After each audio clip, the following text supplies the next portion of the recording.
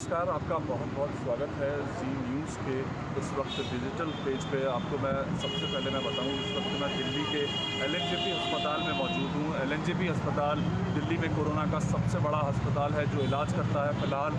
लेकिन यहाँ के जो हालात हैं, जो दिल्ली के जो बढ़ते आंकड़े हैं, वो हालात साफ इन अस्पतालों के बाहर नज़र आ रहे हैं कि किस तरह की स्थिति अब फ़िलहाल दिल्ली में चल रही है। मेरे साथ बहुत से लोग हैं, 32,000 मामले हैं, लेकिन वो 32,000 परिवार आप सोचिए जो लगातार परेशान चल रहे हैं। समझ नहीं आ रहा है कि किस तरह से हमारा पेशेंट अंदर है, उसके साथ कोई बातचीत नहीं हो पाती है।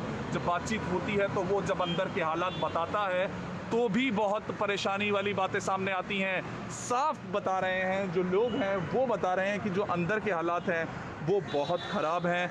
डेड बॉडीज़ के साथ में पेशेंट्स को रखा जा रहा है। लगातार जो परेशानियां हैं, पेशेंट्स का इलाज ढंग से नहीं हो पा रहा है। इस वक्त मेरे साथ एक 22 साल का युवा सूरज है, उससे आप सुनिए कि उसने क्या बताया और आप समझिए कि फ़िलहाल क्या हालात है। सूरज, आप कब लाए थे अपनी मदर को? फ़िलहाल क्या हुआ, मतलब इन्होंने? मैं परसों लेके आया था, परसों की बात है। परसों करीब मेरा भाई पहले आया था मम्मी के साथ एम्बुलेंस पे। भाई मेरा करीब कितने बजे आया था भैया? 2 बजे करीब भाई मेरा यहाँ पहुँचा था लेके। उसके बाद मम्मी यहाँ पे हुई, फिर 2:30 बजे करीब मैं पहुँचा हूँ यहाँ सामान वगैरह लेके मम्मी का। फिर बाहर मैंने भाई को सामान पकड़ाया है। फिर उसके बाद भाई को बाहर कर दिया था। फिर मेरे को बोला कि भाई ने बोला कि तो अंदर जा, अंदर मम्मी को देख। मैं गया, अंदर जाके मैंने देखा, इसने मेरे को बोला ऑक्सीजन चढ़ा दी होगी। वहाँ अंदर जाके देखा, ऑक्सीजन किसी ने नहीं चढ़ाई थी। थोड़ी देर तक मैंने देखा कि कोई चढ़ाएगा, किसी ने नहीं चढ़ाया। उसके बाद फिर मैं गया, फिर मैंने डॉक्टरों से बोलना चला कि कम से कम 10 या 11 जनों से जाके बोला, तब जाके ऑक्सीजन के लिए। मम्मी फ़ोन पे क्या बता रही थी, क्या हालात थे अगर उसने? मम्मी ने जो लास्ट मेरी बात हुई है, लास्ट मेरी 8 बजे और एक 10 बजे करीब हुई है। तो मम्मी ने दोनों टाइम यही बोला कि बेटा यहाँ पे कोई दवाई नहीं दे रहे मेरे को, खाली एक ऑक्सीजन का वो लगा दिया, उससे भी ऑक्सीजन नहीं आ रही है। जब 8 बजे मेरी बात हुई मम्मी से, मैंने बोला कोई भी आता है उससे मेरी बात कराओ, कॉल करवाओ, मैं बात करता हूँ। मैं उसे बोलूँगा भाई कम से कम आप ये नोजल वाली तो लगा दो, कि उससे मम्मी को सांस नहीं जा रही थी। मम्मी की एक ही प्रॉब्लम थी, उनको सांस पहुँच जाती, वो जी जाती। वो फाइटर थी, वो लड़ी थी अपना पूरा जीने के लिए, बस वही है, ऑक्सीजन नहीं पहुँचती थी। लास्ट 10 बजे जब बात हुई है, मम्मी ने बोला बेटा अभी भी कुछ नहीं हो रहा, बस थोड़ा सा चावल खाया मैंने, थोड़ी सी रोटी खाई है बस, बेटा मैं हम नहीं बचूंगी, ये वो, तुम अपना ख्याल रखिए, वो बोला। उसके बाद मम्मी ने यही बोला कि अब सबका ख्याल रखना, टेक केयर बोल के फ़ोन कटा। उसके बाद से मम्मी से बात की, उसके बाद फिर सुबह 8 बजे से मैं कॉल कर रहा हूँ, 8 बजे से कॉल ट्राई कर रहा हूँ। 8 से लेके मैं पूरा शाम के 6:30 बजे तक मम्मी का कॉल ट्राई की। इनके हेल्पलाइन से इतनी ही बात ट्राई की है। लास्ट 6 बजे की बात है, कल 6 बजे करीब जब आंधी और पानी आया, तब मैं घर से बाहर निकला। नहीं मेरे को आज जाऊंगा, मैं पता करके आऊँगा मम्मी का क्या सीन है। मैं निकला, मैंने अपनी स्कूटी में पेट्रोल भरवाया, मैं आया आधे रास्ते पे जब तेज़ बारिश हुई, मैंने एक जगह रोका, मैंने बोला नहीं आज तो मेरे को पता करके जाना है। मैं वहाँ से भी कॉल ट्राई करने में लगा रहा। फिर मैंने कॉल ट्राई किया, इनको कितना हरकाया, मैंने कम से कम 20-30 लोगों से बात की है, बड़ी मुश्किल से बात हुई। देन उससे मैंने बोला भाई मेरे को बात कराओ, नहीं तो मैं पुलिस में बोलूँगा, ये वो। आपके एक बंदे ने मेरे पास 2-3 रिकॉर्डिंग भी है। मैंने बोला कि मैंने आपका रिकॉर्डिंग भी कर रखी है, वो रिकॉर्डिंग मैं दे दूँगा कि आपने बोला कि एक ही डॉक्टर आपके हर रूम में जा रहा है। यार एक डॉक्टर इतने सारे रूम में कैसे देखेगा?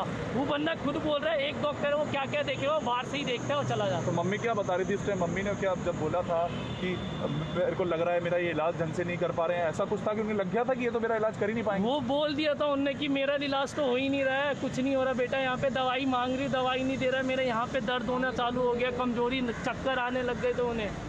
वो बस एक ही बात बोल रही है, बेटा मुझे कैसे भी ऑक्सीजन पहुँच जाए, मैं जी जाऊँगी, मैं घर वापस आऊँगी। बस ऑक्सीजन की वजह से वो रह गई। और मेरी गलती ये थी कि मैंने यहाँ पे जमा करवा दिया, मैं घर पे रख लेता, घर पे मरती मेरे सामने चलता, लेकिन मैंने यहाँ छोड़ दिया, बस वही गलती थी मेरी। मिलने भी नहीं दे रहे, कोई न्यूज़ कुछ नहीं। अरे यार एक ये बात बताओ, सबसे बड़ी बात होती है एक बुजुर्ग इंसान के लिए होता है उसका परिवार, वो मोटिवेट होता है अपने परिवार को देख के।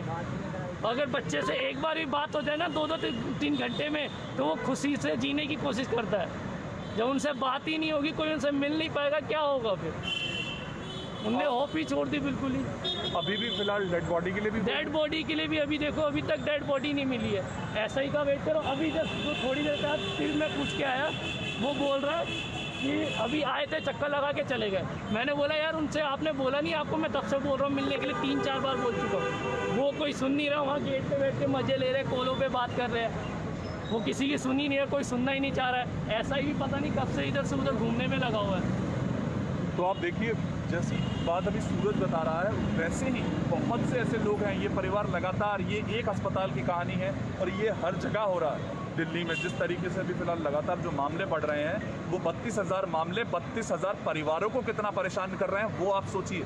ये जो हालात है फिलहाल, परिजन दिन भर खड़े रहते हैं, बाहर खड़े रहते हैं सिर्फ कुछ सामान पहुंचाने के लिए कि अच्छा खाना मिल पाए। रोज़ाना खाना लेकर यहाँ पर आते हैं। जो सुविधा अस्पताल देता है खाना खाने के लिए, वो खाना जो इनको यहाँ अस्पताल द्वारा मिलना चाहिए, वो ये लोग खुद रोज़ाना 3 टाइम यहाँ आकर चक्कर लगाते हैं कि मेरे जो पेशेंट है हमारे साथ, जो मेरा परिवार का व्यक्ति है अंदर, उसको खाना मिल पाए।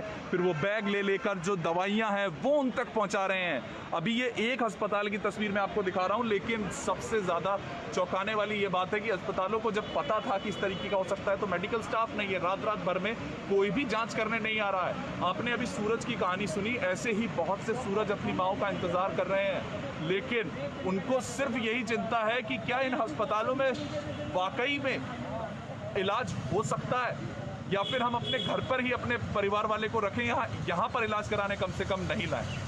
अंदर नहीं जाने दिया जाता है क्योंकि कोरोना को लेकर बहुत चिंता है। बहुत से लोग यहाँ पर खड़े हैं, चिंता में है। आप लोग को क्या कह रहे हैं? वो क्या मैं ये कह रहा हूँ, कोई डॉक्टर नहीं आ रहा है यहाँ पे चेक करने के लिए, ट्रीटमेंट देने के लिए कोई डॉक्टर अलाउड नहीं है यहाँ पे। ना पेशेंट की हालत पता चल रही है, कर रहे हैं हम घर ले जाए, हम तो प्राइवेट में करा लेंगे। ना डिस्चार्ज दे रहे हैं, गलत है ना। कुछ भी नहीं, नाश्ता सवेरे 11 बजे आता है, गालियाँ अलग से दे रहे हैं। लंच आता है 1 बजे पेशेंट के लिए, 2 ब्रेड ऑनली नाश्ते में 10 बजे 10:30 बजे पहुँचता है उनके पास। पेशेंट की हालत जो वीक है, ऑलरेडी कोई बीमारी है, वो कहाँ जाएगा, कैसे करेगा? आप उनसे बात करते हो तो अंदर का क्या हाल बताते हैं वो लोग? सफाई नहीं है उनके बेड के पास, सफाई करने वाला कोई नहीं है, टॉयलेट ऐसे ही पड़े हुए गंदे। दिल्ली में मामले लगातार बढ़ रहे हैं और मैं आपको अगर बताऊं तो मैं यहाँ पे 4 से 5 अस्पताल गया हूँ और हर जगह यही तस्वीर देखने को मिली है, क्योंकि यहाँ पर लड़ाई यही है। सबसे पहले आपकी लड़ाई शुरू होती है कि आप जब टेस्टिंग कराने के लिए जाते हैं तो आपको नहीं पता होता है जिस लाइन में आप लगातार खड़े हुए हैं वहाँ पर पॉजिटिव पेशेंट्स कितने हैं, क्योंकि वो आप 1000 लोग अगर टेस्ट करा रहे हैं तो उनमें से 300 भी अगर पॉजिटिव निकलते हैं तो 700 को भी खतरा था। उस टाइम से खतरा शुरू होता है। बहुत से ऐसे पेशेंट हैं जिनकी रिपोर्ट्स नहीं आई हैं, वो नेगेटिव हो सकते हैं, लेकिन वो इन वार्ड्स में लगातार भर्ती हैं उन्हीं कोरोना पॉजिटिव पेशेंट्स के साथ। तो लगातार आपको ये समझना होगा कि जो दिल्ली में हालात है वो खराब हो चुके हैं, हाथ से निकल चुके हैं, और ये परिवारों, आज आपको जो परिवारों की जुबानी हमने कहानी सुनाई है, वही फिलहाल सबसे बड़ा सच बनकर दिल्ली में सामने आ रही है। नया जी न्यूज ऐप अब बेहतर फीचर्स के साथ हिंदी अंग्रेजी के साथ साथ देश की अन्य भाषाओं में भी भारत और दुनिया की तमाम खबरों का अनूठा कलेक्शन। अपनी पसंद के मुताबिक सेट करें होम स्क्रीन पर अपने फेवरेट सेक्शन। साथ ही हमारे एडिटर्स द्वारा चुनी हुई दिन की बड़ी और खास खबरें। देखें जी न्यूज लाइव कभी भी कहीं भी। मनोरंजन और सूचना से भरपूर वीडियोस,